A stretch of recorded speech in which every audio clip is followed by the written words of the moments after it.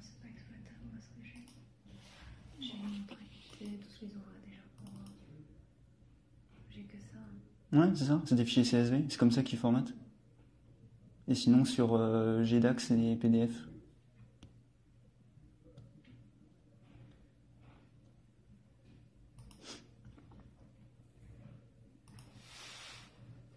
Sauf que nous, on va pouvoir les transformer, là. Comment ça? Ah, sinon, vous avez les autres PDF. Mais ça, c'est les fichiers qu'ils fournissent, c'est des CSV de base. Comme quand vous faites sur Boursorama pour des... Alors ça, j'ai... Les autres, ils proposent pas en PDF, c'est que des CSV. Je vais faire suivre l'ensemble, hein. Je ne garantis pas que ça puisse rester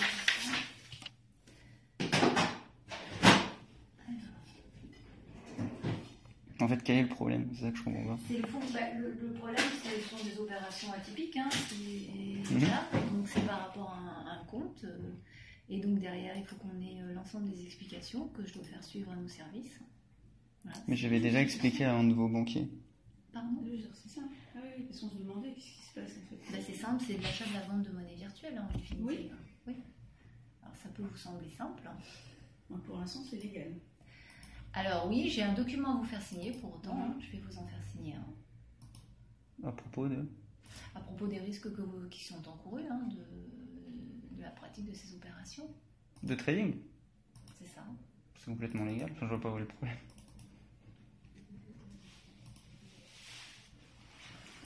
C'est pas tant un problème, si ce n'est que vous passez par un compte bancaire, donc par une banque, si vous voulez. Après, que vous achetiez ou que vous vendiez de la monnaie virtuelle, ça vient de votre ressort.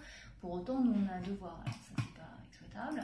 C'est en tout cas de vous informer des risques encourus, puisque ça ne vaut rien dans l'absolu. Cette monnaie, elle n'est que virtuelle. Nous sommes d'accord. C'est comme les comptes en banque, ça vaut rien. C'est que des... Alors, non, exactement parce que l'euro n'est pas une monnaie virtuelle. L'euro est une monnaie qui existe matériellement. Mais vous n'avez que 10% des liquidités. Si tout le monde retire, Ça, c'est un autre aspect. C'est 10%, quoi. Enfin, oui et non, c'est pas tant que ça, c'est un autre aspect. Mais l'euro est une monnaie qui existe, c'est une monnaie avec laquelle vous pouvez vous payer. Là, ce n'est que virtuellement que vous faites des opérations. C'est la spéculation, en fait, de l'achat de la vente, hein, en définitive. Rien de plus. Hein. Mais je possède les crypto-monnaies. Vous les possédez pas par le biais des documents que vous m'avez fournis, c'est ça? Ou uniquement ça. Donc c'est ce qu'on appelle une monnaie virtuelle, c'est une monnaie qui n'existe pas. Après, je peux les mettre sur ma clé USB Ledger. Oui. Pour les stocker. Mais c'est une monnaie virtuelle, monsieur. C'est pas une monnaie qui a un cours légal. Ah si, c'est légal. Elle n'a pas un cours légal comme l'euro. C'est vrai qu'elle est cotée à la CME, à la Chicago Mercantile Exchange. Cela étant, elle n'existe que virtuellement.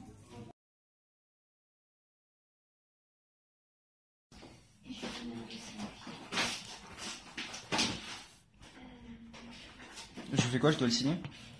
Oui, pas vous le signer. Je vais l'instruction de le lire préalablement. C'est où qu'on signe? Vous signez en bas. Vous n'envisagez pas de le lire? Non. Non. Enfin, je connais les risques des crypto-monnaies. Je vais juste le prendre en photo, je verrai plus tard. On aura une copie? Non, je vais vous en donner une copie. Ah, ok, oui.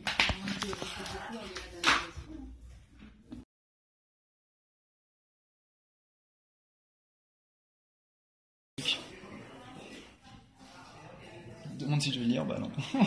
Attends. C'est normal, ils informent c'est juste de l'information. Après, dans la communication, elle n'est pas très bonne. Mais je vois, c'est de la formation, c'est de l'information sur ce type de monnaie. Alors attends, je regarde juste là. Je croyais que c'était pas une monnaie. Marrant ça. Ouais, c'est en dehors de ce marché réglementé. Ça risque de s'effondrer, etc. Comme l'euro. Ah oui, parce que ça ne rentre pas dans le périmètre de supervision de l'AMF.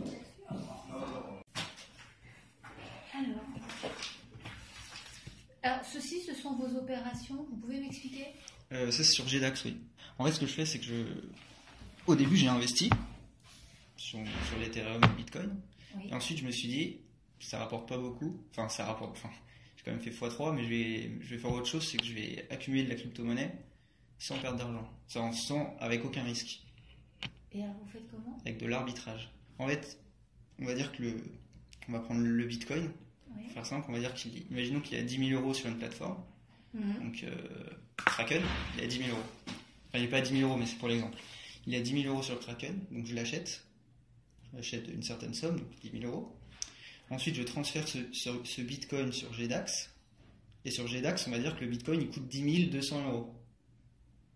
Vous comprenez? Oui. Donc Ah ensuite, oui, je vends donc 10 000 euros de ces bitcoins. Et après, je renvoie 10 000 euros à la banque. Et je garde ces 200 euros en bitcoin. Et donc, ce sont les opérations que vous faites régulièrement? Quand il y a un arbitrage à faire, oui. Quand le prix est différent selon les plateformes. D'accord. De toute façon, je vais leur faire suivre l'ensemble des fichiers que vous m'avez fait suivre. Alors après, il faut quand même que je mette à jour, parce que vous apparaissez chez nous comme élève étudiant, pour autant vous percevez un salaire. Vous êtes toujours... Il n'est plus étudiant, Ouais, donc, depuis septembre 2017, pardon. On va faire des mises à jour. Mais mon salaire, je le reçois plus sur Crédit Agricole.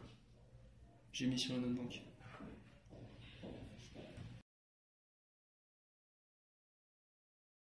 Je vais faire un dossier d'interne, et puis je vais faire suivre l'ensemble des informations que vous m'avez transmises.